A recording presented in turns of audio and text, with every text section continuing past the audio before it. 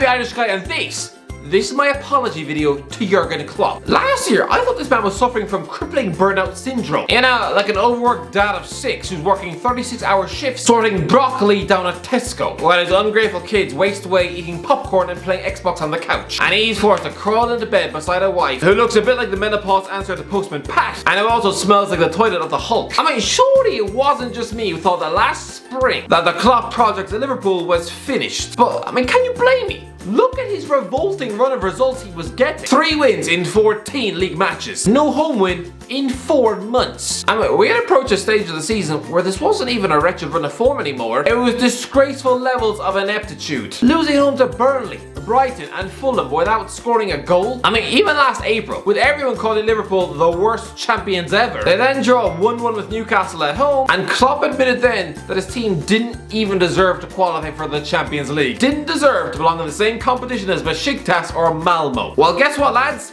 They're now 1 game away from the final. And not only that, they're officially the closest any English team has ever come to a quadruple. Honestly, Man United fans, poor old Mark Goldbridge. He's been reminiscing about the 99 treble for years. But after this summer, that feat can now look about as impressive as a 99 ice cream, just melting on the backseat of your car. Sure, brilliant achievement, yes, but 79 points. The same total Liverpool have now with 5 games left.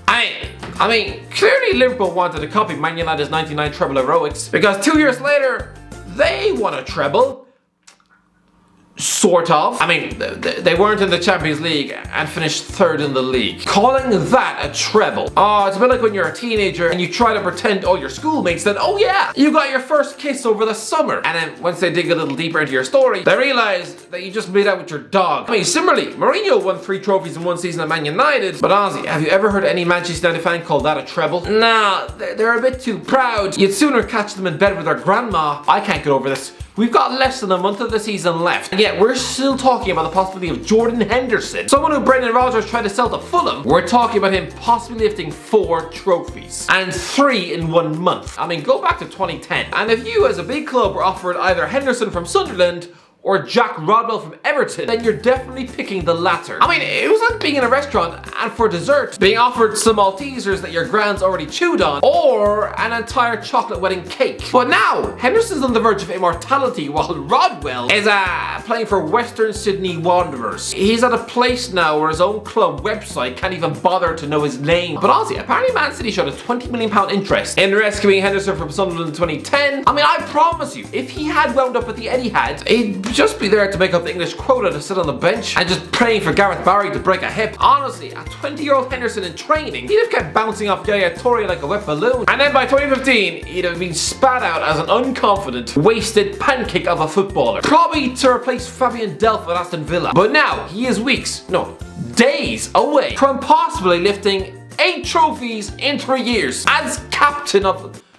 What? As captain of Liverpool, Steven Gerrard only ever lifted 4. But the British media has always had some sort of sick obsession with watching anyone lift a quadruple. I mean, let's be real, the League Cup has the prestige of a banjo competition in the lobby of a Galway hotel. Honestly, it's a tournament where Bradford reached the final. Both Swansea and Birmingham have won this. Lifting this thing, it's better finishing 7th on The Voice. I mean, who cares? Even Liverpool didn't take it all that seriously this season. I mean, go back to their League Cup quarter-final and they were 3-1 down at home to Leicester City, with Connor Bradley at right back and Nico Williams on the wing. I mean, they didn't even have emergency lifesavers on the bench in case it all went wrong. No, instead, Gerald Kwanzaa, Max Woltman and Owen Beck. Talented kids, sure, but that's like a police officer trying to apprehend an entire criminal gang armed with nothing more than a pencil and a cheese sausage roll. If Klopp is honest with himself, he would not have lost any sleep exiting this competition. I mean, it'll be annoying, sure, but no more so than opening the fridge and finding that you've run out of milk for your cornflakes. But now, oh, how important does this competition look now? Because it could make you immortal. Honestly, the media has been begging elite teams to win all 4 trophies for years. The quadruple is literally the impossible dream. Something even the biggest and best managers, even the ones with the ego of a 6-bedroom house, even they've all said it was beyond them. Mourinho plays down quadruple. Chelsea manager described the swell of interest in his team's bid for 4 trophies in 1 season as madness. Manuel Pellegrini, quadruple not realistic for Man City this season. Fergie, quadruple can't be done. Oh no, not Fergie. There is no chance of a club doing a quadruple, Ferguson said Wednesday. A treble is more feasible, but it's still very difficult to think that will be done again.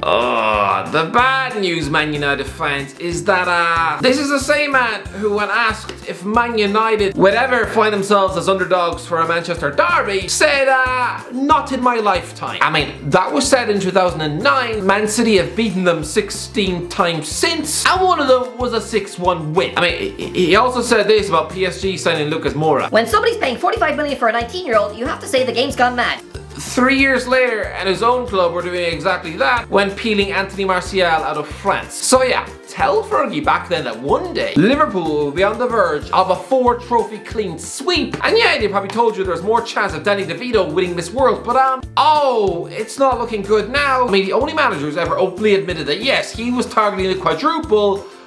Oh, good Christ. Moyes eyes historic quadruple at Manchester United. Oh, poor old David Moyes. Reading that now, it's like seeing one of those nutters on Britain's Got Talent announcing that they're targeting a mega money record deal before they wind up trying to sing a Meatloaf song with their armpit. I mean, Arsene Wenger created some wonderful world-class teams in his time at Arsenal, but not once in his 22 years in the dugout did he ever keep the quadruple dream alive past Valentine's Day. This is the longest any quadruple dream has ever been kept alive. I mean, yeah, Man United could have taken the dream into the May of 2009, back in the month of the Prison Break finale, but no, instead, Fergie decided to pick Ben Foster in goal, put Danny Welbeck on the wing, and carelessly lost an FA Cup semi-final to Everton. An Everton team with a broken Louis Saha up front. Someone who by then must have had ankles about as flexible as your grandma's hip. But you know what's mental? Go back 15 years and Chelsea's quadruple dream was very much still on until the 1st of May 2007. That alone is incredible. No, they didn't quite manage to do it and just fell short at the final hurdle, and yet 12 games later Jose Mourinho was sacked. Until now, he was the only man in Premier League history to keep the quadruple dream alive until May. And yet, still, after the summer break, he was discarded like a junkie's condom on the bus. I mean, Man City have taken the quadruple dream into April a couple of times, but never as far as May. I mean, it's mental. People talk about the 06-07 season having been a failure for Chelsea because they didn't win the league. I'm sorry, 60 games deep into the season, and they were still competing for a quadruple after 60 matches. If for a moment you just discount Liverpool as a club and pretend that they never happened, then Chelsea didn't lose a single match in any competition after November for the rest of the season. If you just delete those Liverpool matches, then the only months of the season where Chelsea lost were in August and November.